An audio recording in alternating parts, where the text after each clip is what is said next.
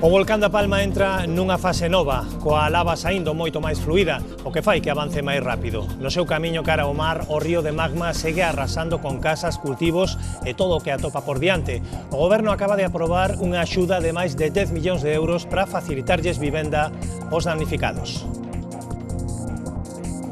Saudos, boas tardes. Con este avance máis rápido, a coada de lava xa ameaza Tazacorte, que é a última vila que atopará no seu camiño antes de chegar ao mar. Sabela. A lava neste momento está a 700 metros da costa e a 250 metros de cortar a estrada da costa aquí na illa da Palma. Hai dúas coadas, segue habendo dúas coadas, unha está discorrendo, digamos, de xeito paralelo á costa e a outra vai directo ao mar, pero neste momento estaría atascada esa coada na montaña de Todoque. Esa montaña estaría facendo de freo natural a esa coada de lava que está, digamos, algo máis lenta do que estivo nestas últimas horas. O volcán continúa expulsando magma, pero as explosións aquí nas últimas horas están sendo menores do que o eran nos últimos días. Enseguida volveremos en directo a Palma. En canto a COVID, o goberno e as comunidades estudan poñerlles a terceira dose da vacina a todos os maiores de 80 anos. Galicia xa traballa nun plan por se sai adiante. O conselleiro de Sanidade adiantou que a idea é poñer esa dose da vacina de reforzo acompañada coa campaña da gripe. É unha aposta, repito, de Galicia, probablemente derivada da nosa dispersión e nosa dificultade a veces de hacer a toda a población, pues, aproveitar ese esforzo de poñer a terceira dose coa da gripe. E quedan só 2 días para poder pedir as axudas do terceiro plan de rescate e son moi poucos os autónomos e as pequenas empresas que as solicitaron. Os negocios afectados pola pandemia son milleiros, pero os requisitos que impuxo o goberno central son tan duros que moitos quedan fora. O gran problema é que hai autónomos que xa pagaron as débedas cos seus aforros e agora non poden acceder a estas subvencións. Esta subvención do terceiro plan de rescate era para cubrir esas débedas. Moitos fixeron xa frente a elas pois con os seus aforros personais, con axudas pois da familia. Pero, para min, a partir das Navidades, eu vexo un serio problema, como non se trata de organizar, é no comercio pequeno. E abriuse a carreira para liderar os socialistas galegos. Valentín González Formoso aínda non lanzou oficialmente a súa candidatura para desbancar a Gonzalo Caballero, pero xa comeza a recibir eloxios. Onte Bugallo, o alcalde de Santiago, dicía que era sólido. Hoxe Inés Rei, a alcaldesa da Coruña, asegura que é solvente. Gonzalo Caballero responde a Rei: quen decide é a militancia, non as baronías nin os virreinatos. Valentín é un candidato solvente, que ademais ven e procede do municipalismo, un municipalismo achegado aos problemas e as preocupacións da xente.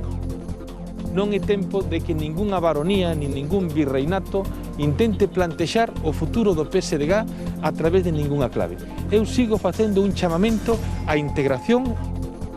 E hoxe soubemos algo máis da historia que agochan estas imaxes tan dramáticas. As desta muller de Pontevedra que estivo a piques de caer o baleiro dende a ventá da súa vivenda. Cando a rescataron, asegurou que acababa de ser agredida pola parella que de feito foi detida, pero xa quedou en liberdade.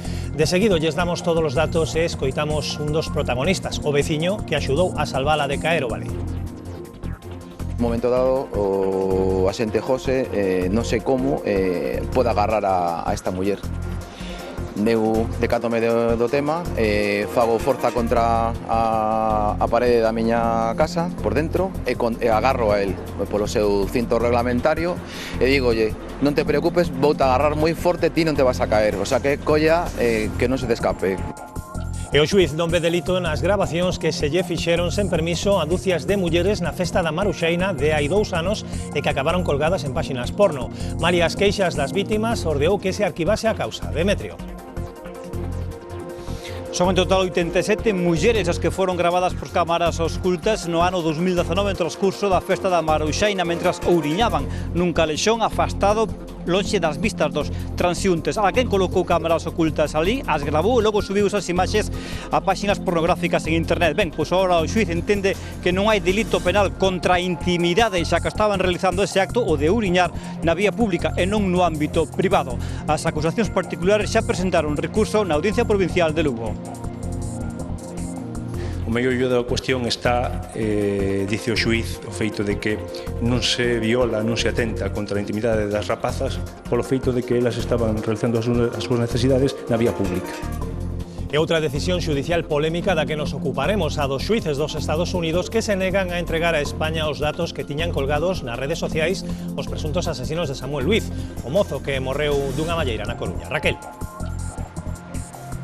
Os estadounidenses consideran que a relación entre o acceso a toda esa información e a resolución do crime é insuficiente. Os investigadores da policía dos xulgados querían, por exemplo, constatar se os presuntos asasinos colgaron mensaxes nas súas redes sociais despois de cometer o crime e tamén poder contar coas conversas que mantiveron entre eles despois do asasinato e que posteriormente borraron. Con todo, hai especialistas en dereito que creen que aínda se pode modificar a petición e conseguir o acceso a eses datos. Neste caso, habería que decir que, mire, que o que estamos investigando aquí non só é a morte dunha persoa, é tamén se posee un ataque producido pola súa condición sexual. E eso só se pode descubrir se analizamos as comunicacións previas entre os agresores. E tamén estaremos no Reino Unido. Alí a escaseza de combustible levou o caos ás gasolineiras. Hai tantas ringleiras e tensión que algúns condutores acabaron a golpes.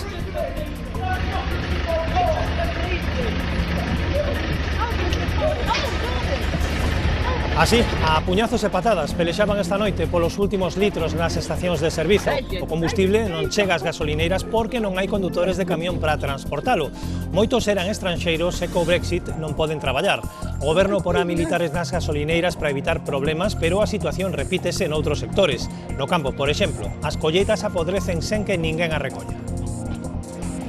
E vai a imaxe que nos deixou o Porto de Vigo. Dous cruceiros impresionantes locían atracados no peirao de Transatlánticos. Un deles é o Iona, que é o terceiro máis grande do mundo. E tamén o máis novo, porque está facendo a súa viaxe inaugural procedente da Gran Bretaña. A bordo destes dous barcos chegaron máis de 4.000 persoas que xa pasean polo centro de Vigo. Son a estampa da recuperación destas rutas de cruceiros turísticos que fan escala aquí en Galicia. Barco ainda non viñera ningún todo este tempo, sabes que desde a pandemia non veu ningún. O primeiro del año e espero que sean máis. En o tempo preséntase unha tarde con poucas nubes e con temperaturas alrededor dos 20 graus en toda Galicia. Non vai durar moito este panorama xa que a última hora volven as nubes asociadas a unha nova borrasca.